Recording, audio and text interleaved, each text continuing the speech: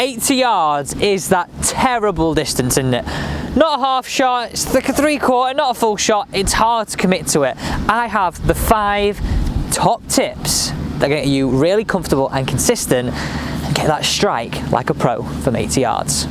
Number 1 on our list, we need to make sure we're standing to this ball properly. Like I've said before in short game, we tend to stand to it like we're hitting a normal iron shot. So I want you to feel this. 2 alignment sticks down, 1 on a slight angle. This is how I want you to stand to these 80-yard shots. It's going to really help us become more consistent. It's going to help us deliver the club better, and that is what we're after.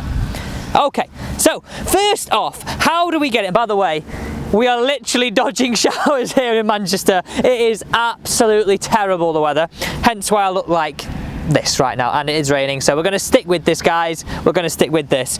So first off, I want you to make a stance which is 2 club head widths apart, okay? 2 club head widths apart. I want you to feel like you open the left foot, pull the left foot back, and we have that ball position in the middle of our stance. Now, this is the key thing. We're looking for accuracy, we're looking for control, right? That's what we're looking for with this shot. Look at us now, the sun's out. I want you to grip the club where you've got even grip at the top and at the bottom. Even grip at the top, at the bottom. I want you to get a little bit closer to the golf ball, and I want you to feel like your hands are just on the golf ball. So not really far ahead, not behind, just on the golf ball. Now we're in a perfect setup, apart from the last thing of the weight just favouring the left hand side. I want you to keep that weight there throughout. Don't want you to transfer that weight, don't want you to move that weight. If you think about it, we're looking for control. We don't want too much speed, so keeping our weight in our left really limits how far we can swing back, and it helps us control the speed of the club. So that's the first thing. Standing to this golf ball correctly, we have to get it right. Let's move on to tip number 2.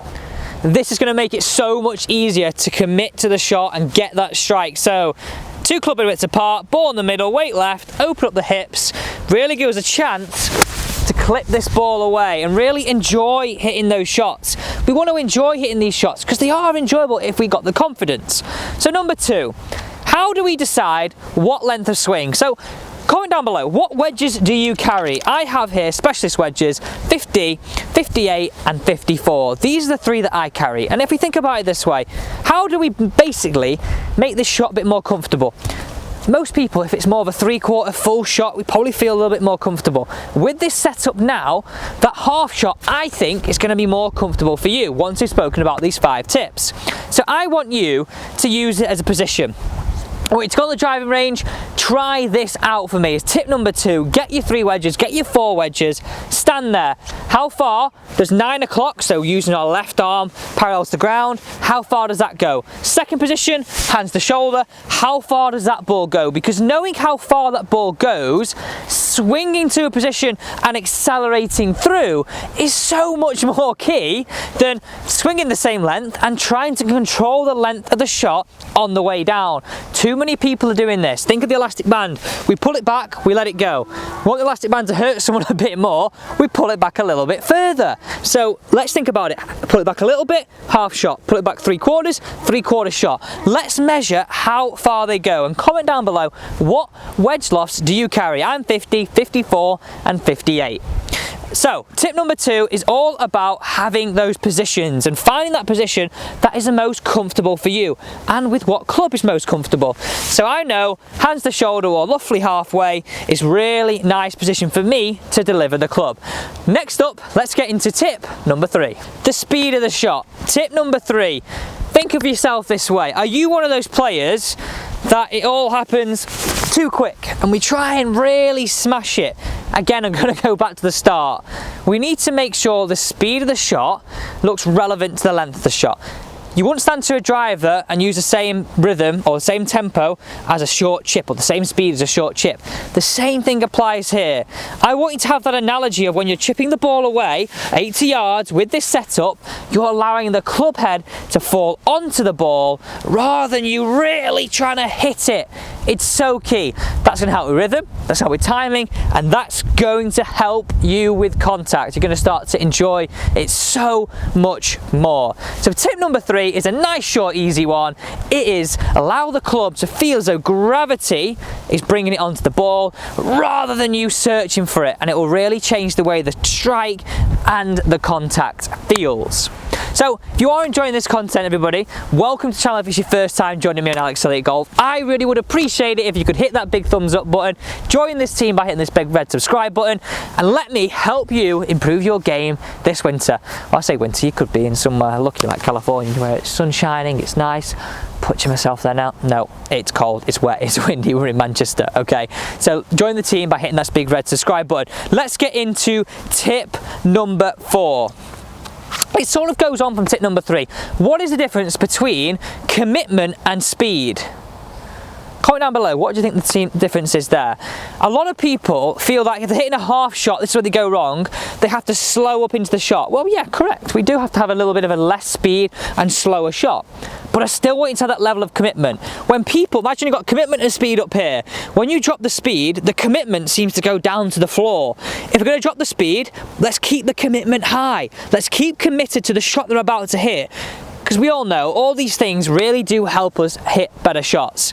So when we're stood out on the golf course now, we've got our setup, and I want you to have that commitment level to the shot you're about to hit that really allows you to hit that ball away and enjoy that strike so much more, because that factor right there for me, I've explored it with so many lessons and they find it makes a real difference. Speed can drop because obviously we're swinging shorter, but keep commitment up here. Sounds a bit wishy-washy, but I promise you, it really does work. Okay, you might be wondering why I'm walking up to the green when we're talking about how do we play an 80-yard shot. I want to get into club selection. Okay, I always encourage my players, my students, and everybody on YouTube to ultimately get that ball going in lower. So I would always favour personally going half or 3/4 shot with a 50 and 54 as opposed to taking the big Phil Mickelson bad boy 60, 58 or even 64 and trying to lob it all the way there. That much lower fired in shot that checks and releases or just lands at the front and rolls up to the back of the green is so much more valuable. So I'm going to let you use this rule of thumb. Let's look at this green here now. Wow, that is hard to talk and walk at the same time. Tell you what, can anybody relate to this? I've not been to the gym since the start of lockdown, and now I'm back in the gym, and Josh behind the camera is making me go, and my legs hurt, so that's why I'm probably walking a little bit funny. So what I want you to go with is this rule of thumb. If the flag's at the back, can we land it around the front to the middle and get the ball rolling up? If the flag's in the middle, let's try and land it in the middle. If the flag's at the front, let's try and land it in the middle. We're basically saying, can we make our margin for error so much bigger? Don't get cute, don't try and fly it all the way to that top tier, go long, then we're in trouble. We're making the game harder. So tip number 5, so I've got the team in hand there.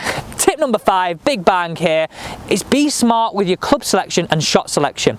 Can we have that ball that goes a little bit lower and rolls out as opposed to that high hero shot every single time? I really think these top 5 tips are going to change the way you hit half shots, 3/4 shots, and those scoring shots under 100 yards. Guys, ladies, thank you so much for watching today's Short Game Saturday. Have an absolutely brilliant weekend. Remember, tomorrow is your chance to win a free swing analysis.